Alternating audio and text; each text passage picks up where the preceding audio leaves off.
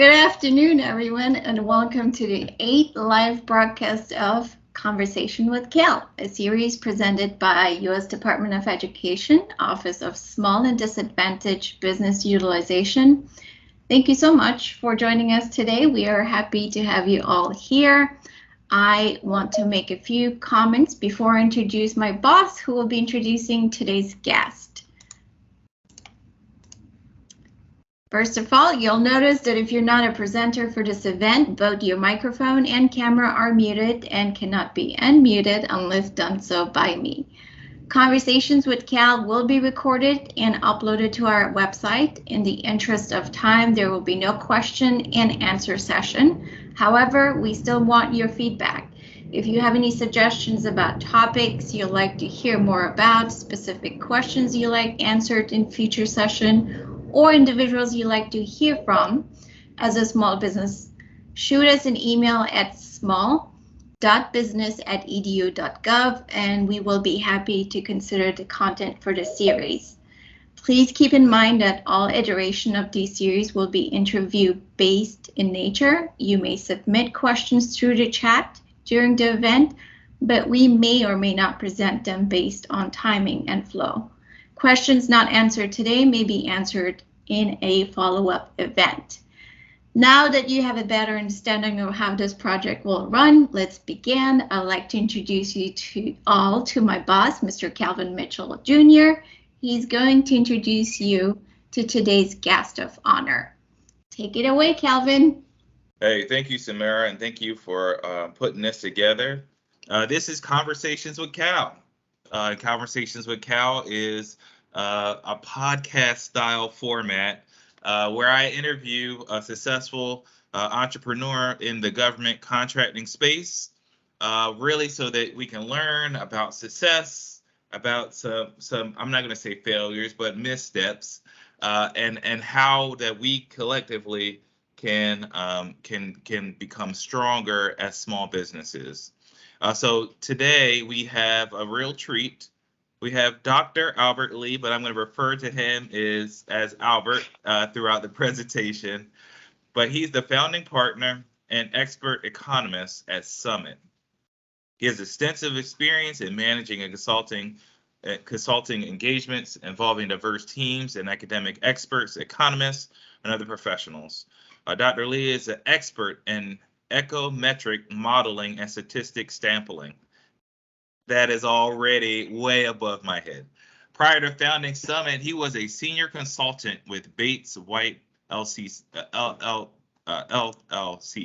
where he specialized in econometrics, quantification, and economic damages in antitrust and mass tort litigation. Dr. Lee participated in some of the largest cases, including the vitamin antitrust litigation, the W.R. Grace asbestos litigation.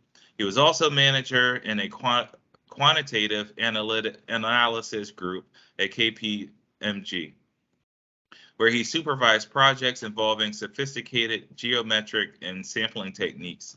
He designed, implemented, and supervised a number of sampling engagements for Fortune 500 companies. At Summit, Dr. Lee has led many econometric sampling and program evaluation engagements. He has also prepared expert reports and testified in depositions at trials.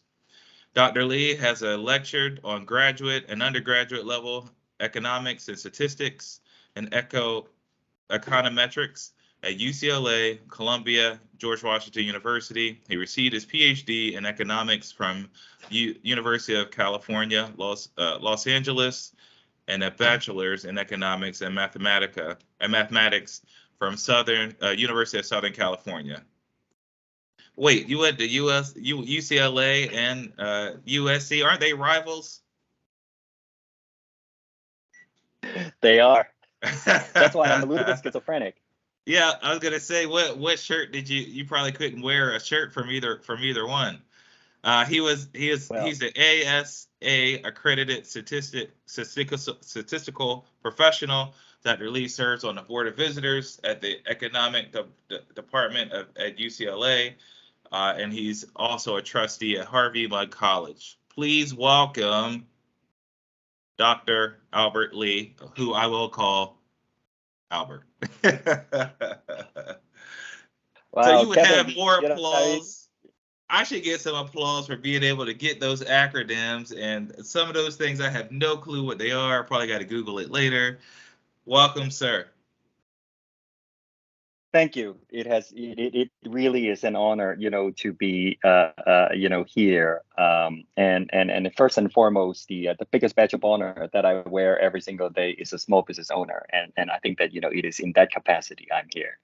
Yeah, and look, I was teasing him. I said, no slight to everybody else, but you may have been the most smartest person that that I've interviewed. He's so humble and gracious, and so we laughed it off. But a tremendous resume. So, just for those who are on a call. We kill the mic and we kill the video, and basically hold on, let's take the headphones out.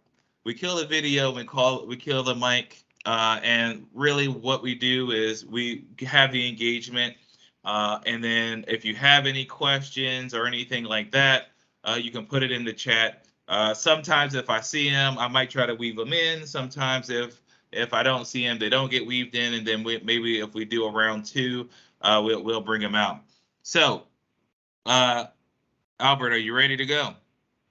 I am ready to go. All right. So, you had a really impressive West Coast learning adventure, and it sounded like you had some really good jobs, and you had a great career. Why would you ever start your small business? What made you decide to do that, and what was the thought process behind it? That's a very good question, Kevin. So I think that as we were talking about, a little bit earlier before the call, adversity and success, they interweave with each other, and they are like waves. You don't know which wave is which, and which one is actually pushing and which one is pulling. So the long answer to your question is, because my parents were entrepreneur and my grandparents were entrepreneur, and so it's a little bit in my blood. I have seen how they have done it. I've seen their experience. I have seen their struggle.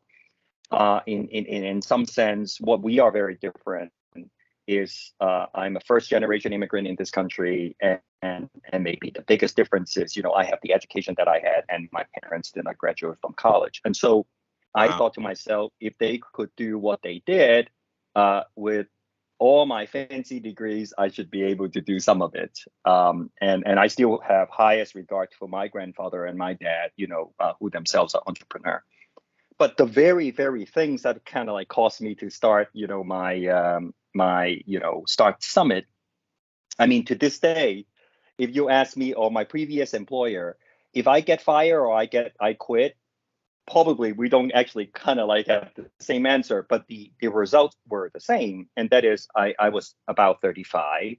I was at my previous job, and I was not completely happy for a whole host of reasons. And I said to myself, if anybody's going to be screwing around with my career, it better be me.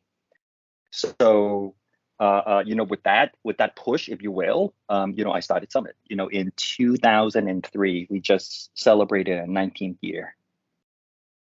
Wow. So if you don't mind me backing up, we were joking around earlier, and we were talking about that you're a native New Yorker. I forgot to ask you, Mets or Yankees? Mets all the way. First generation immigrants, Mets is a team for immigrants. So look, growing up in Maryland, I went through the glory years of the Baltimore Orioles, but there was always one team that always defeated the Orioles, and that was the Yankees. So I was hoping the Yankees weren't what you said. So if so your mom, you came from a family of entrepreneurs, and I think it's always amazing hearing the stories, the immigration stories, right, and how people migrate to this country for a better future, and their kids often exceed the expectations of the parents, right? What exactly what kind of business did your family have? Yeah, good question.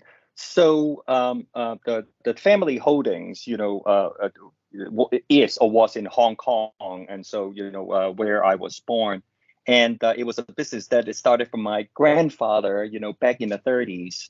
It was an Wow. electric plating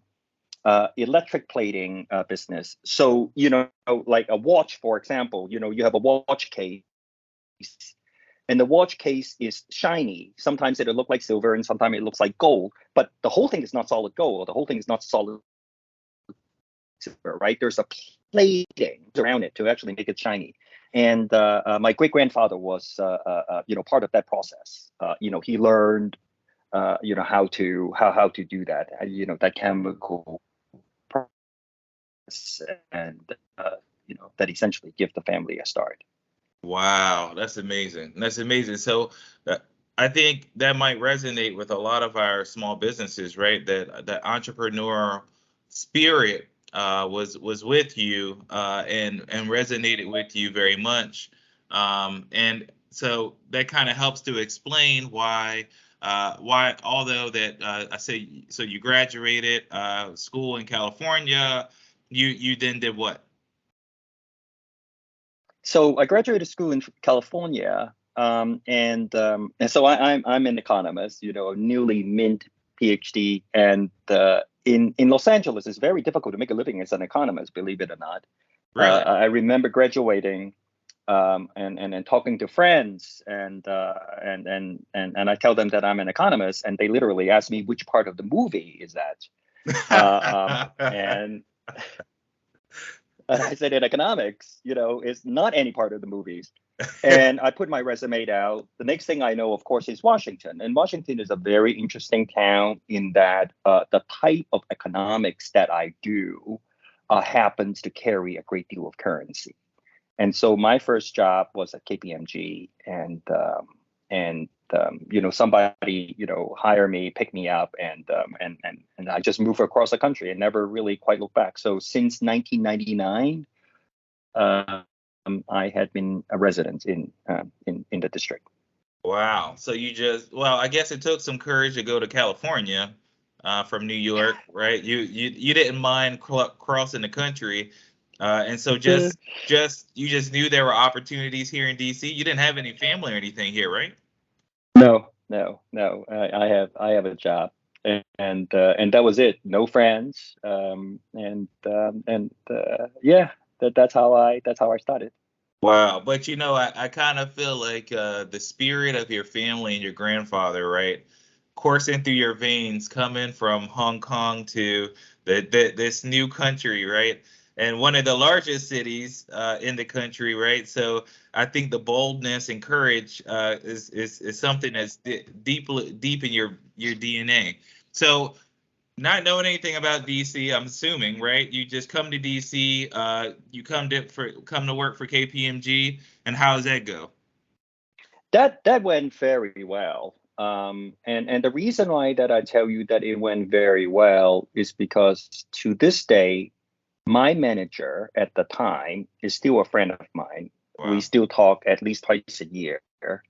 My senior manager at the time is still an active collaborator of mine. We were talking about LinkedIn. My old partner at KPMG, who just recently retired, and every single time when I post something on LinkedIn, he is the first person to like it. Wow. We have not seen each other for decades, but when we had graduated, when we were 10th year into our business, he was the first to say congratulations. And then, when about 20 years into our business, he's the first to say congratulations. And that's a reason why that I think it's a tremendously positive experience. Not to mention that my very, very first client at Summit is the very first client that I had at KPMG. So client follow me, if you will. And I learn a lot. Things that I do right now, to a huge extent, I learned on my first job. So when I just basically look back, at the start of my career, and I could not ask for a better start. So let's go back to that. So you were doing what you came to DC. You were learning the town, right? I'm sure you were taking the Amtrak or the bus up to New York to visit family and come back, right? Right. So you were getting acclimated in. You got a great job with KPMG, and then what happened? Well, so there's always a person. The person who actually started, the division that I was in KPMG went out on his own, and he started another company, which is my second job, called Bates White. And of course, what do you do when you start a new company, right? You go back to your old company and start calling people. And I was one of these people that they call. While I was not the first generation hire at Bates White, I was probably the second generation. And so, I went, and I knew that the line of business, it's very different. But I learned, this new business called litigation consulting. So at KPMG, we were primarily doing a big company and government consulting.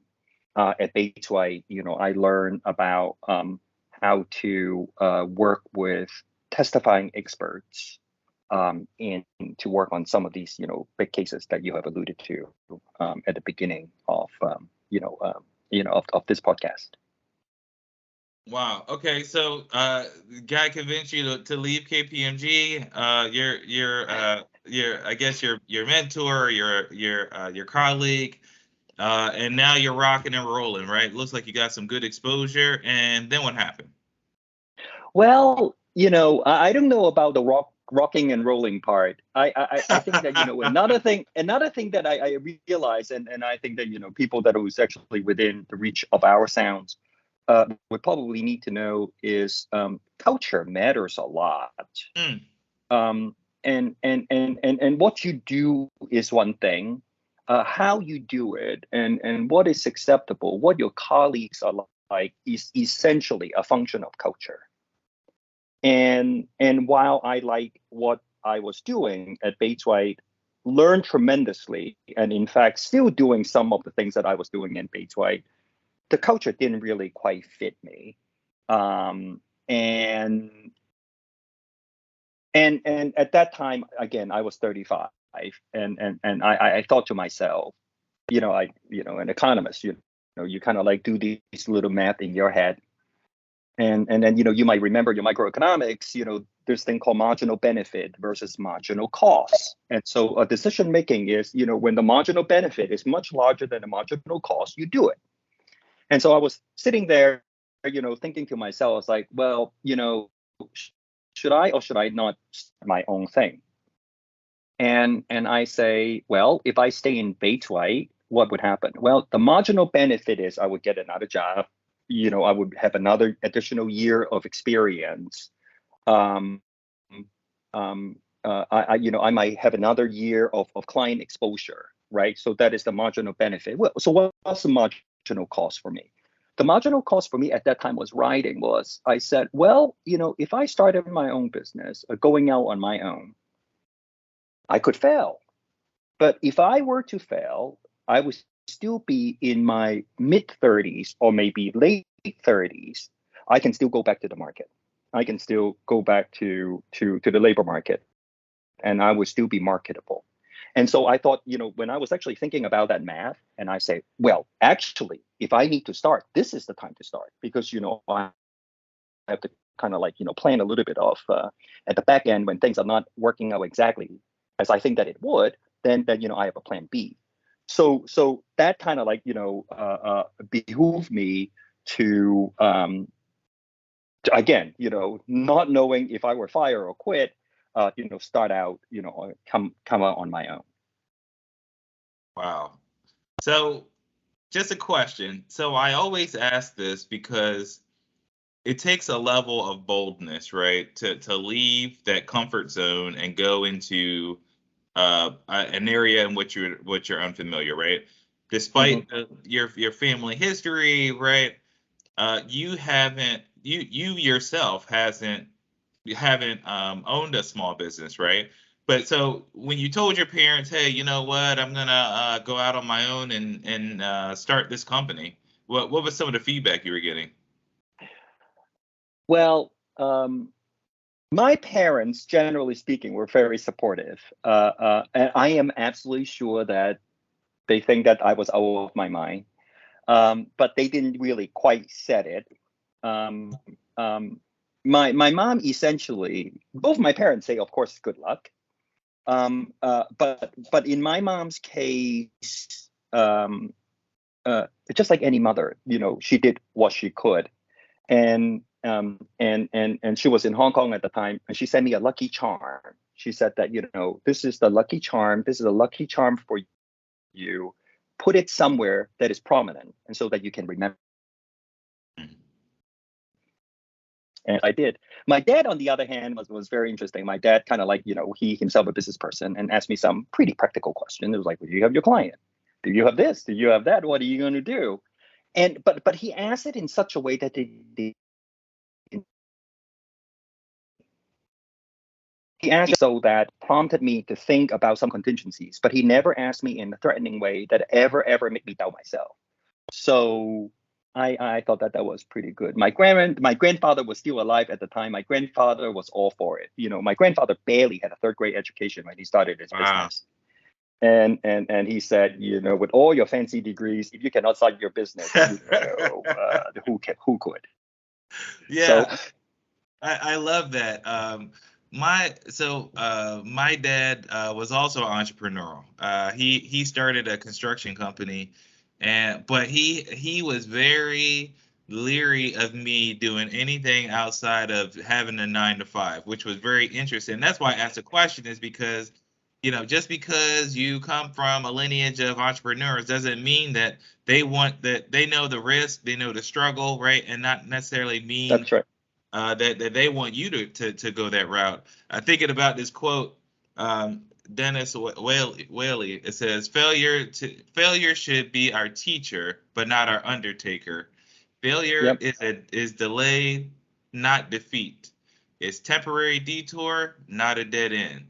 Failure is something we can avoid only by saying nothing, doing nothing, and being nothing.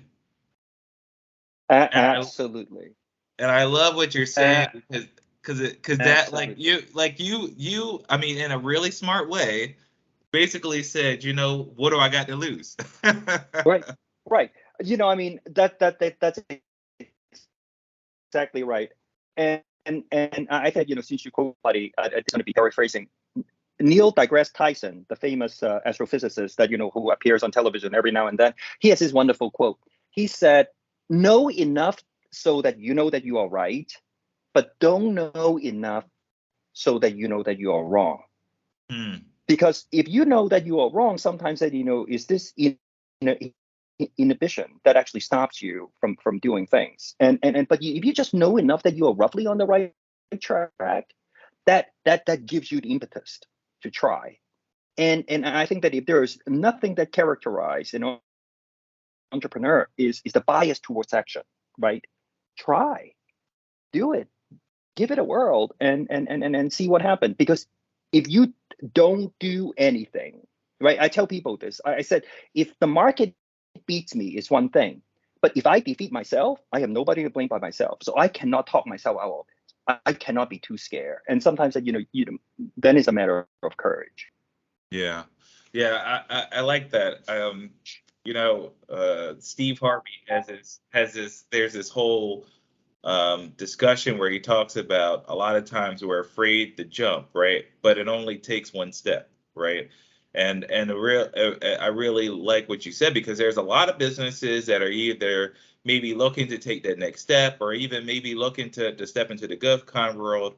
There's so many opportunities that people are not seizing because they're not grabbing, right? They're not reaching out. They're not embracing their drive, right? All because of fear, right? And fear can really paralyze us.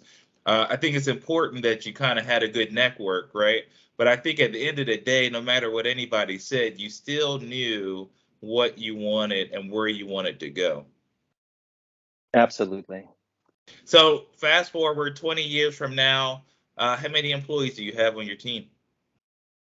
Oh, Ballpark. well, you know, ballpark 120, 120. 120 people. Okay. Yep.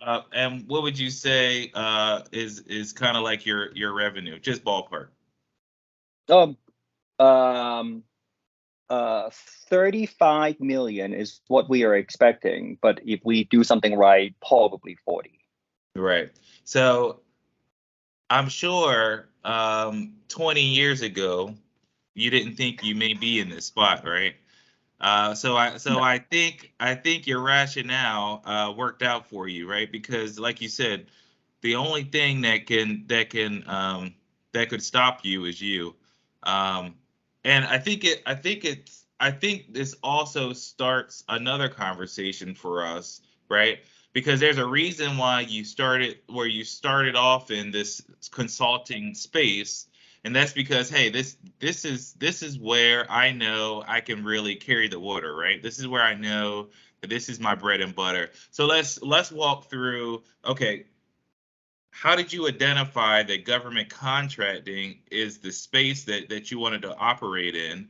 And did you start commercial first, or did you hop right into government contracting? Can you walk us through that process?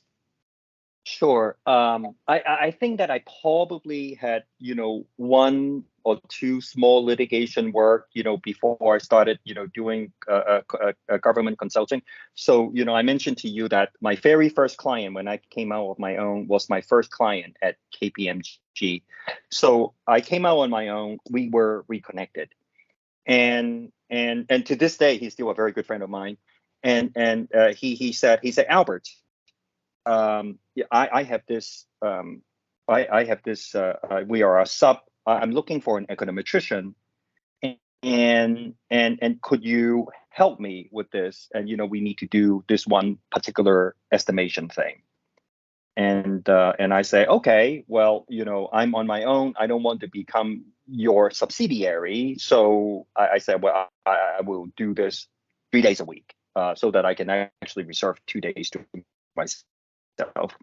And working on this. And the very first engagement was at HUD, at Office of Evaluation, and estimating the likelihood for one of their insurance portfolio going default. And it was actually a multifamily stuff. I know nothing about housing economics. I knew nothing about housing finance, but I knew econometrics. I know about the data. I know how to condition them so that I can actually perform some estimation. It turns out that very office, I have developed some very strong connection. To this day, 20 years since, that office is still my client. And I'm working through the third director right now, through them. And I was there. I told you that I'm going to be there, 3 days. I was there 5, 6, 7 days a week for Wow. 7 years. Wow. I literally tell people that we started a company at the basement of HUD, and that's what we did. And then through that networking, talking to folks, then my client said, "Well, you're on your own. Well, why don't you go get a GSA schedule?" And I was like, "What is a GSA schedule?" And he taught me a GSA schedule, and then somebody said, well, can you be an 8A? I was like, what is an 8A? And so he taught me, how to do this. And one of the things that about working with the federal government is it does take a little bit of these overheads, right? These fixed costs that you end up paying. And once you actually pay these fixed costs, then you would be insane not to use it. And that's the reason why that next thing I knew, I became a government contractor. And first working with HUD, but primarily is the notion that we put in all these fixed costs and all these investment, and so we just kind of like run as far with it as we could. All right, so I want to unpack a little bit here. Sure. So one thing that I'm seeing that's important to you, and it seems like it's in the fabric of your culture, of your rationale, and just who you are, is relationships are very important. and you value relationships, and that you make sure that the relationships stay. I want to say that there's integrity in the relationships. Absolutely. So much so that you're able to pivot those relationships to opportunities. Is that accurate? Completely. I tell people this all the time. When I say it, it's kind of obvious. I say things don't give opportunities. People do. People gives opportunity. And so every relationship that you have, you want to be very careful with it. So that's number one. So that is kind of like at the taking end, but there's also, influence, the way in which that we serve them. Because if we are thinking relationship kind of like get a bad name, but I think that there's a good, wonderful way to think about it. Because if you actually have relationship with your clients, the work that you do for them is not transactional. You don't think one day, you don't think 1 year, you think 10 years. And so because of that longer term thinking, you actually provide much better service.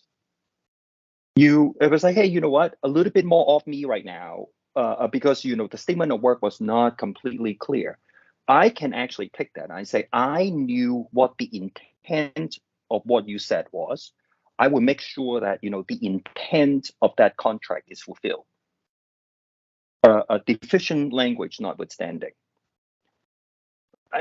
You can do it up to a point in an open space, but my experience is if you actually have your client's best interest in mind, the system reflects that. The system, shows that. So that's the reason why that we differentiate, a business versus relationships. I tell some of my clients, when I tell them I become so close to them, and somehow that they move jobs, and they are no longer my clients. I said, oh, great, congratulations! Now you graduated, to my favorite level of interaction. Now you are my friends. Yeah. And that's what I want. Yeah, I really like that, because a lot of times when we're talking about how you're booking business, how do you plan growth strategies, how do you develop capture, I tell companies a lot of times, just because it's not because I'm like, a businessman myself, but just, hey, your relationships are going to be the pivotal point that make you successful. And I like how we really unpack this, because and how you really took us through this journey, because subcontracting was your bread and butter, right? That was your first opportunity, and from that, the relationships allowed other opportunities to come in. Then all you had to do is get that GSA schedule, right? So my assumption is, once you got on the GSA schedule, they put you in a different position where that your customer now was trying to get through to you through the GSA schedule. And then they said, hey, we want an even more exclusive relationship where we don't have to do the rule of two or have to do some other things on GSA schedule. So can you get into the 8A program so that way we can have a more exclusive relationship where we can do sole source requirements with you? And that's all predicated on that initial relationship that you developed. Absolutely. And that relationship is one that's actually based on absolute impeccable service. And the byword of Summit Consulting is service. I tell people this. I differentiate deliverables, which is a technical thing that we provide to people. But at the very, very core of what we do has to be service. Just like relationship or opportunities is people to people type of interaction. Likewise, service.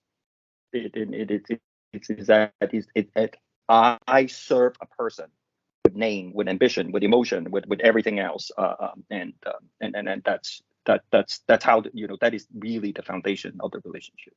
You said something else too, Albert, that I wanted to shine a light on and spotlight. Mm-hmm. Past performance is everything, mm-hmm. but your expertise that you provide to a customer is invaluable, right?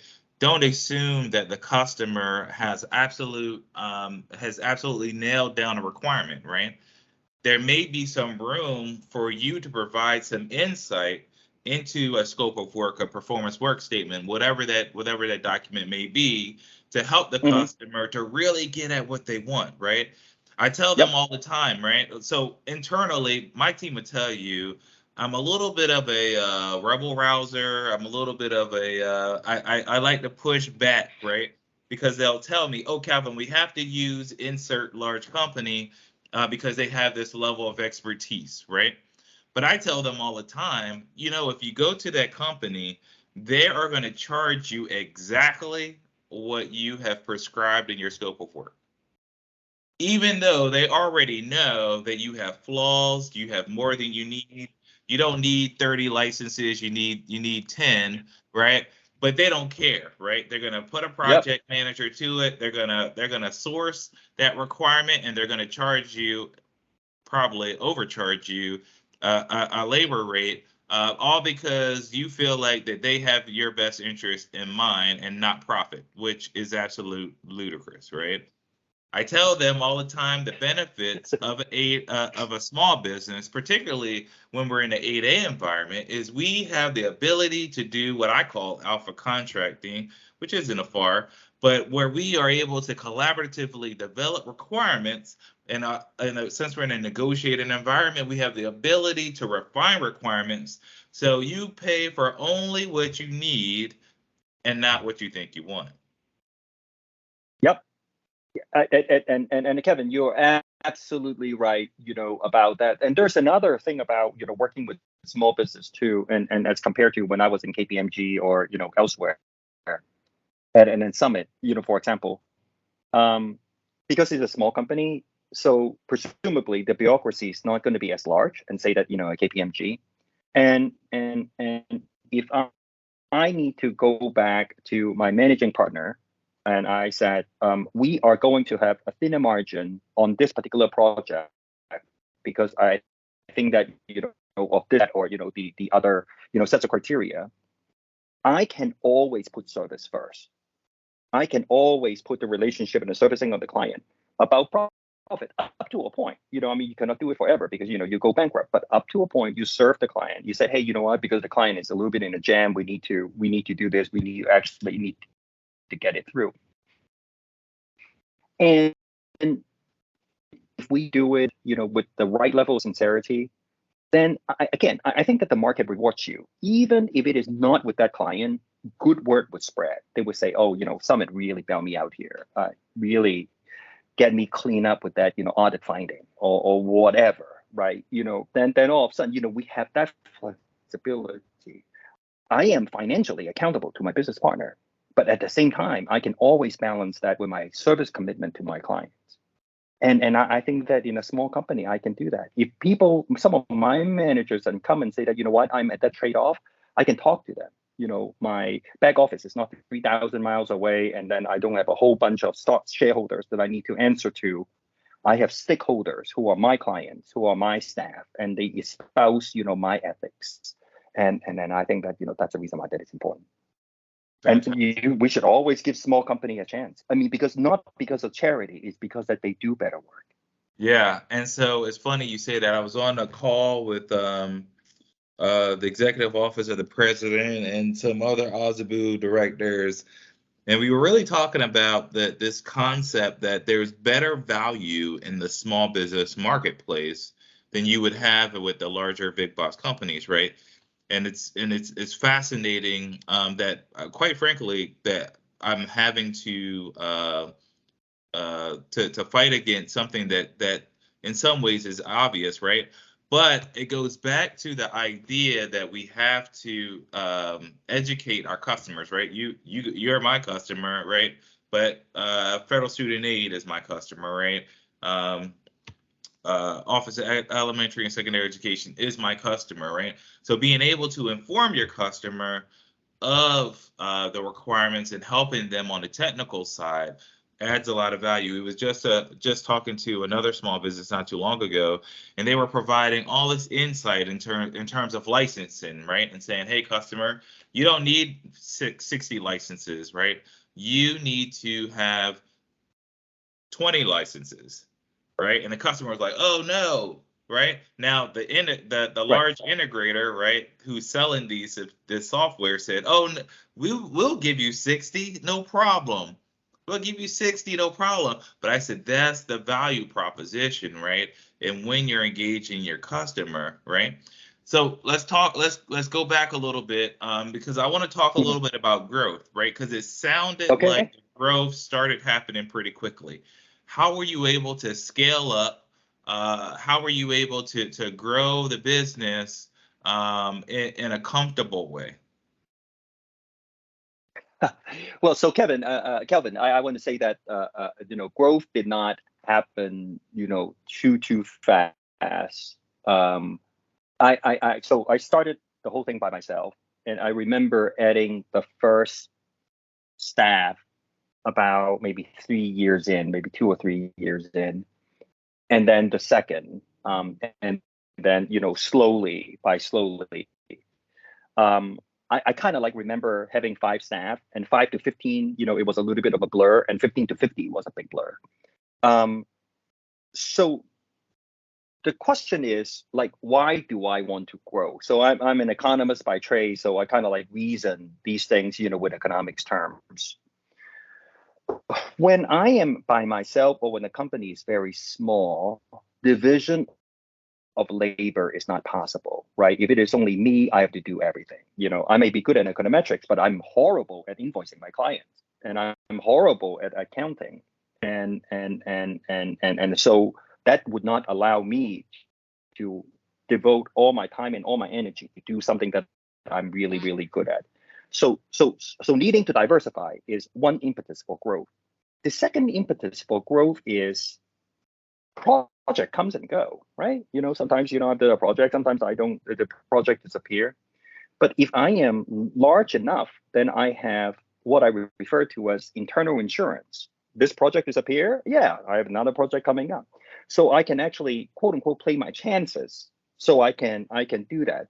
And then of course the third thing is about, once you actually have these instruments, GSA, 8A, and whatever, it doesn't matter if you're 1 person, 10 person, or 15 person, right? It's the same thing. And so I might as well just use it because it's fixed cost, it's not a variable cost. So those are the 3 impetus that I have, about growth. And for years and years, we were a one contract company for a long time. And this again, this interweave the opportunities versus adversity. And lo and behold, we lost that contract. Oh, wow. So lo and behold, we lost that contract. And I remember, somebody with me and said, boy, oh boy, what are we going to do right now? I said, I guess, we will figure out. And you know what is the funniest thing, Kevin? If I have to kind of like trace back to Summit's entire trajectory, the starting point for us to really take off is that moment when I lost that contract.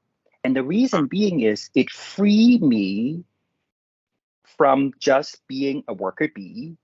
It gives me a little bit more time to reflect, to manage, to think about alternatives, to think about all the other opportunities that were out there. So all of a sudden, I get free up, to do all these other things that I should have been doing, except for the fact that I was too busy doing this one job that I was not doing. What a powerful lesson. Huh? What a powerful lesson, right?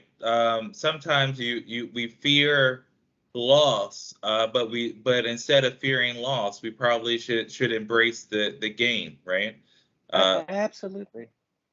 It sounded like there was so much growth that actually happened out of that loss of the one contract, that you really became able to really focus on capture, right? And I think that probably resonates with a lot of small businesses, right? Maybe you're one person with a consultant, or you're one person and you're trying to build this business, and you're probably looking around like, wow, this is kind of getting overwhelming. But I think what you're highlighting is, and your story is that it's okay to be reflective, right? I think when we went, I think it was Raul from CollaboraLink. He said something very, very similar. As a business owner, you got to take time to be reflective, right? Absolutely. Yep. Absolutely. And sometimes we're bigger right now, and I have some of my staff very, very invested in this one particular project, and for one reason or the other, the project either appear or disappear.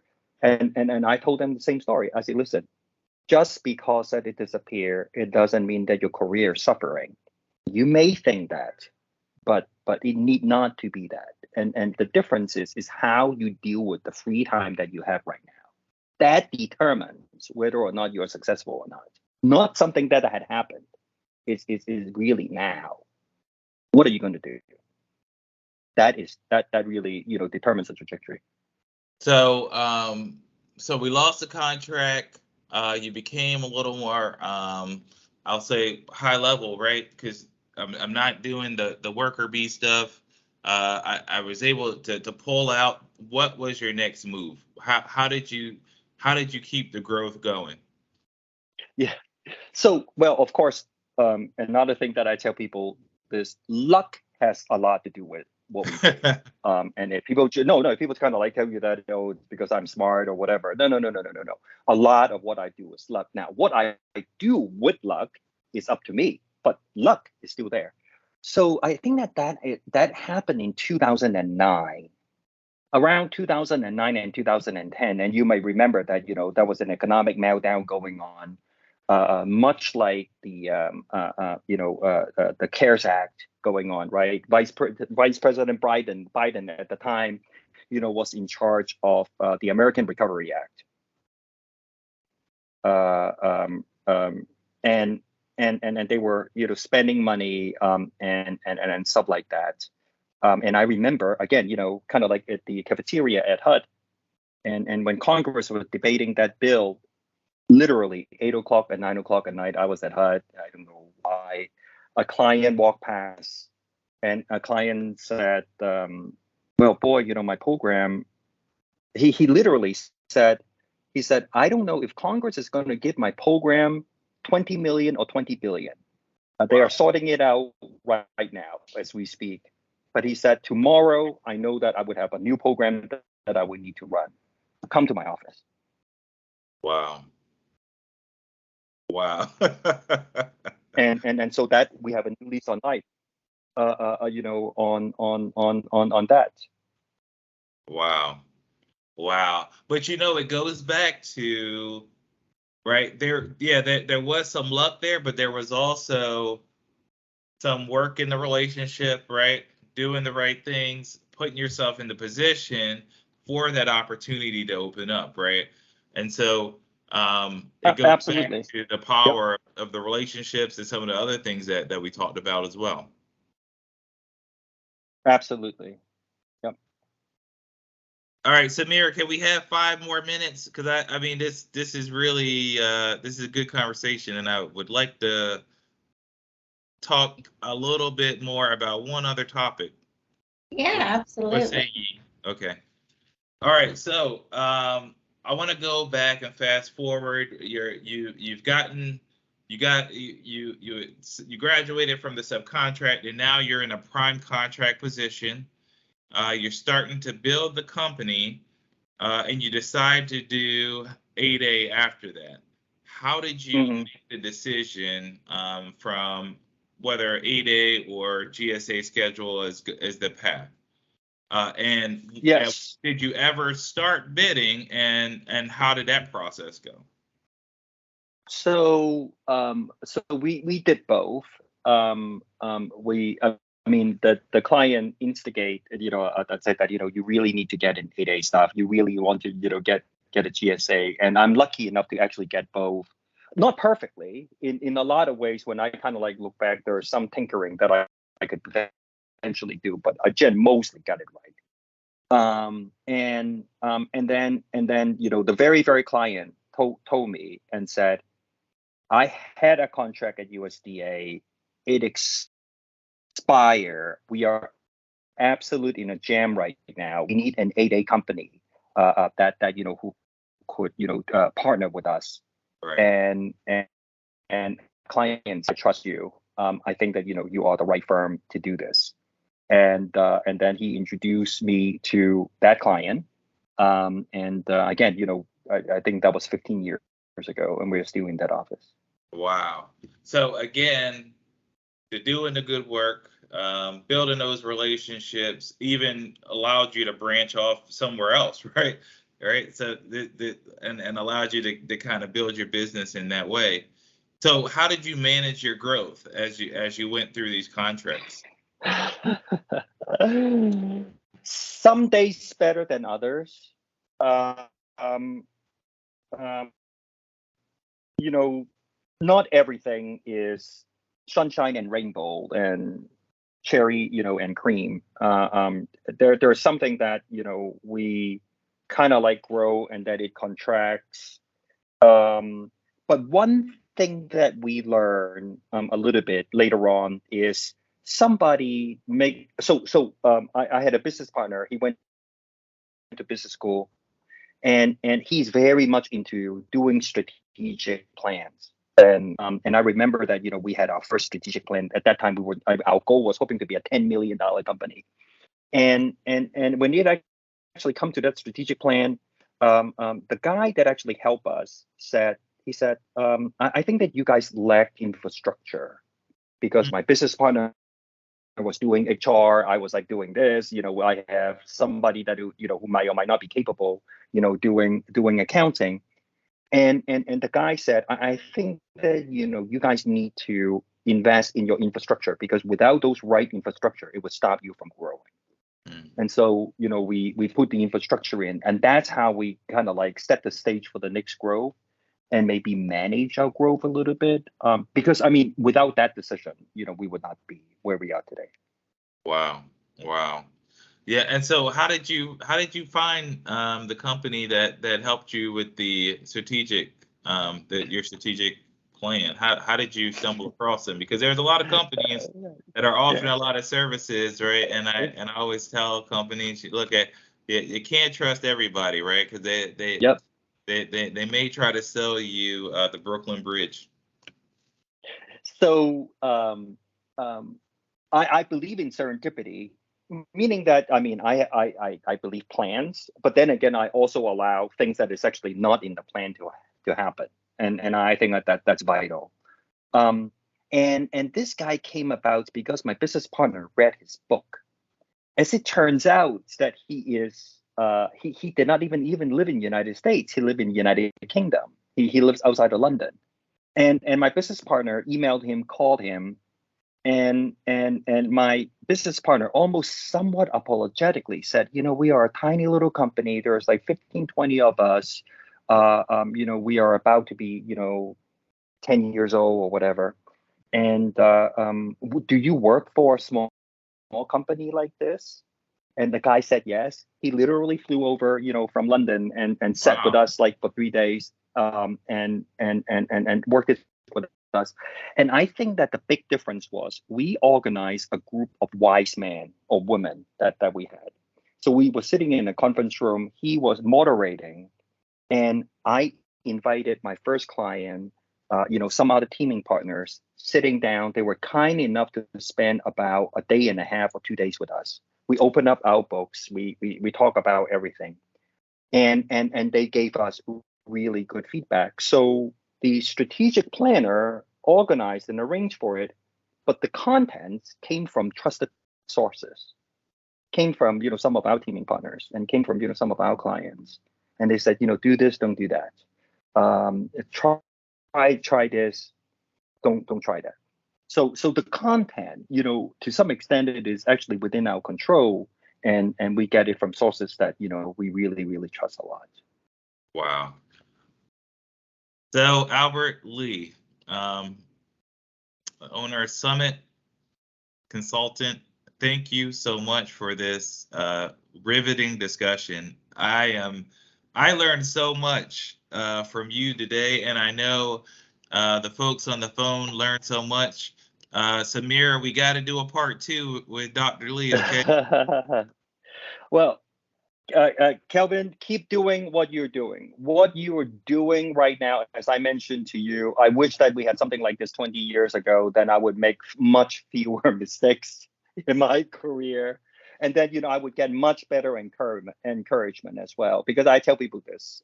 I said, if an idiot like me can do it, a lot more people can really do it.